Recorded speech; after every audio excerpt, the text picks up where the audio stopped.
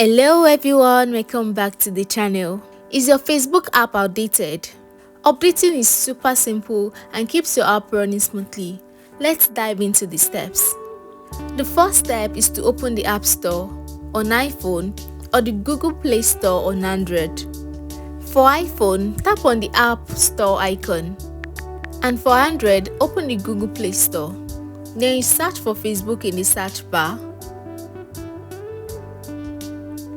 Next, you check for updates. If an update button is visible next to the app, tap it. If it says open, your app is already up to date. And for someone who do not have Facebook on their phone, you can always download it and get the latest version. You should also ensure you have a stable internet connection. Make sure you're connected to Wi-Fi or have sufficient mobile data for the update. Another step is to enable automatic updates. On iPhone, you go to Settings, then you can always search for App Updates.